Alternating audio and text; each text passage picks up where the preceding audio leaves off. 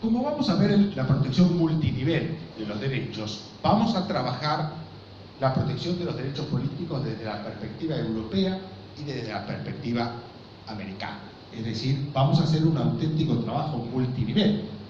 Vamos a ver no solamente cómo se protegen los derechos hoy en el sistema interamericano, sino también cómo se protegen los derechos comparativamente en el sistema europeo. Vamos a trabajar los dos grandes bloques, de alguna manera, de protección de los derechos humanos, Europa y América. En ese sentido, uno tiene que tener en cuenta que existen similitudes manifiestas desde la Declaración Universal de los Derechos Humanos en 1948 y en lo que podemos llamar la cultura del constitucionalismo, en torno a lo que ha sido el proceso constituyente norteamericano y el proceso constituyente francés. Es decir, el gran hito del nacimiento constitucional, del nacimiento del proceso constitucional en Europa fue la Revolución Francesa. Y el gran hito del proceso constitucional, del desarrollo constitucional en América fue justamente el proceso constituyente norteamericano. Y tanto el proceso francés como el proceso norteamericano, uno en 1776, el otro en 1789, tuvieron obviamente como punto común los Bill of Rights inglés de 1689.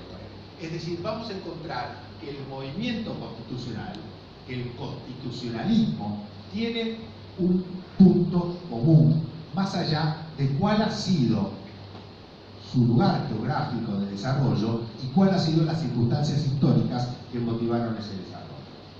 Tienen un punto común. Y el punto común se puede resumir fácilmente, y es el control del poder.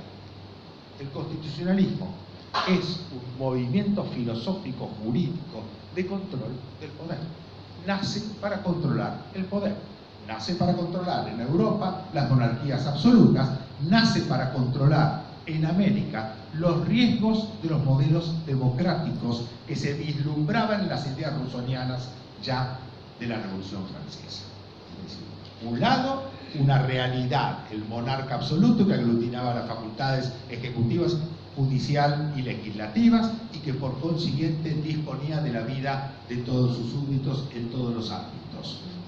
Por otro lado, América, con una revolución, digamos, independentista, una revolución que intenta ponerle límites a su relación con Inglaterra, pero aparece, lógicamente, con esa reserva de que si establezco un modelo democrático y el modelo democrático se rige por la mayoría, hay que ponerle límites a las mayorías para evitar justamente para evitar el desborde de los derechos de los grupos minoritarios. Por consiguiente, el control del poder, las limitaciones al poder, la limitación al poder político es el objetivo esencial del constitucionalismo europeo, del constitucionalismo americano, del constitucionalismo antiguo y del constitucionalismo moderno. Es decir, el movimiento constitucional tiene un punto común. El objetivo es el control del poder. El objetivo es la limitación del poder. No hay constitucionalismo expansivo de las facultades del poder. Por eso el neoconstitucionalismo tiene algún punto, de alguna manera, en los cuales yo diría que podemos encontrar contradicciones con cuál fue el objetivo principal. Porque el neoconstitucionalismo es un movimiento que avala y convalida la expansión de distintos poderes del Estado, siempre, por supuesto, en búsqueda de la protección de los derechos. Pero el sentido esencial del constitucionalismo no es la expansión, por más que uno pueda tener objetivos, obviamente muy loables, como es el control y la protección de los derechos, sino es justamente al revés, es la limitación del poder político como resguardo justamente de la protección de los derechos. En este sentido, entonces, podemos decir que los derechos políticos son aquellos que la Constitución reconoce a todos los que participan de la formación del gobierno y de la ley.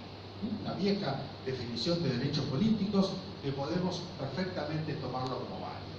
Los derechos políticos son aquellos que están reconocidos en los textos constitucionales a todos aquellas personas integrantes de la comunidad política que participan de la formación del gobierno y la formación de la ley como norma, lógicamente, que va a regular las conductas generales de la sociedad. Los derechos políticos tienen una característica que uno tiene que tener en cuenta. No están concentrados exclusivamente en un artículo constitucional. Por más que las constituciones relativamente modernas en la década del 90 los hayan integrado en los textos constitucionales, no significa que se limiten en su contenido a esos textos constitucionales.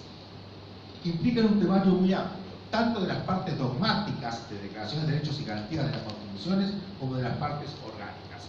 Porque hay muchos derechos que son derechos civiles, pero que se transforman en derechos políticos cuando se ejercen con un objetivo o con una, digamos, modalidad política.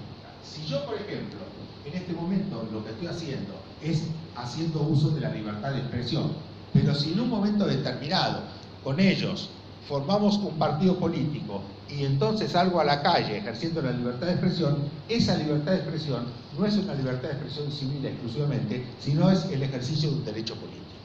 Lo mismo el derecho civil de asociación, cuando lo hago con un objetivo político, la formación de un partido político. Lo mismo cuando voy caminando por la calle peticionando a las autoridades. El derecho de petición es un derecho civil en todas nuestras constituciones, pero cuando peticiono con una finalidad política, se transforma en un derecho político. Entonces, los derechos políticos no son derechos que yo pueda circunscribirlos a un artículo de reconocimiento constitucional. Normalmente, los artículos de reconocimiento constitucional de los derechos políticos en nuestros textos constitucionales se limitan a reconocer el concepto general. Nuestras constituciones garantizan el pleno ejercicio de los derechos políticos. El sufragio tendrá las características, como derecho político clásico por excelencia, tendrá las características de secreto, universal, obligatorio, etc. De acuerdo como sea en cada uno de nuestros países, vas a ver que el sistema interamericano ha establecido, como veremos, un piso en este sentido. Por consiguiente, tengamos en cuenta esto. Los derechos políticos están diseminados, en términos generales, en muchos de los aspectos de nuestras constituciones. Pero yo sí voy a traer una clasificación para trabajar de los derechos políticos. Yo divido los derechos políticos en derechos políticos específicos y derechos políticos genéricos. Los derechos políticos específicos vendrían a ser el sufragio, o sea, el voto, el derecho político por excelencia, y los métodos de democracia semidirecta. Los métodos de democracia semidirecta claramente son medios del ejercicio específico de derechos políticos.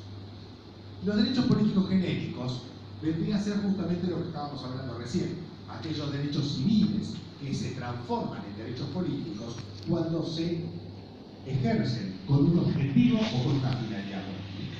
Y entonces la libertad de expresión, de asociación, de petición, de conciencia, de información, integran el amplio espectro de derechos políticos genéricos, que pueden ser civiles o pueden ser políticos si los ejerzo con una finalidad y un objetivo político. Por lo tanto, derechos civiles, derechos políticos, parte dogmática, parte orgánica de las constituciones, como dijimos, integran un aspecto amplio. Dentro de esta clasificación, vamos a clasificar al sufragio con dos características. Lo que vamos a llamar el sufragio ciudadano y lo que vamos a llamar el sufragio representativo. El sufragio ciudadano, a su vez, lo vamos a clasificar en su perfil activo y su perfil pasivo. ¿Qué significa esto? El sufragio ciudadano es el voto por excelencia, el clásico voto para la elección de los representantes. El voto, sí, se divide a su vez en el aspecto pasivo y en el aspecto activo. El aspecto activo cuando yo elijo a los representantes, el aspecto pasivo cuando yo puedo ser motivo de la oferta electoral, cuando yo integro la oferta electoral.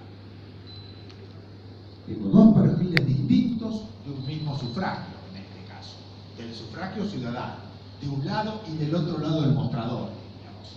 Y a su vez, el sufragio, además del ciudadano, tenemos el sufragio representativo. Este es quizás el aspecto o uno de los aspectos menos trabajados de los derechos políticos en la teoría constitucional. ¿Cuál es el sufragio representativo? Es decir, el derecho que tienen los representantes en el ejercicio del cargo electivo. Cuando él lo designan diputado, el ejercicio del cargo de diputado de la nación le implica el ejercicio de una cantidad de derechos que siempre, cuando se ejercen en su función, tienen un objetivo y una finalidad política, justamente. Esos derechos son derechos políticos, y esos derechos políticos tienen tanto derecho de protección como los derechos del sufragio ciudadano. ¿Por qué? Y esto es un tema importante, porque cuando yo violento o cuando se violentan o se lesionan los derechos políticos de los representantes, se están indirectamente lesionando los derechos políticos del colectivo representado. Hay una íntima relación entre el derecho del representante, el ejercicio del derecho del representante, y los derechos políticos del colectivo que, ejerciendo el sufragio ciudadano activo, eligieron a estos representantes.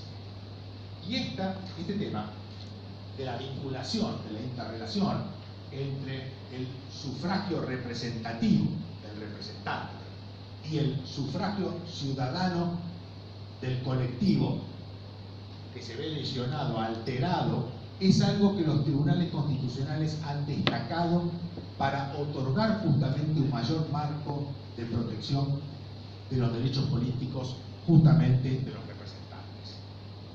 En los pocos casos, bueno, la menor cantidad de casos que existen de protección de los derechos políticos de los representantes, o sea, del sufragio representativo, también llamado ius in officio, en general los tribunales se han visto motivados para justificar la protección de esos derechos, de establecer también que ha existido una violación indirecta de los derechos políticos del colectivo ciudadano que había elegido al representante. Y es un excelente argumento, además en su desarrollo, por supuesto, un excelente argumento para fundamentar la protección de los derechos políticos cuando uno tiene que trabajar o cuando uno tiene que fundamentar de un lado o del otro del mostrador temas de esta naturaleza.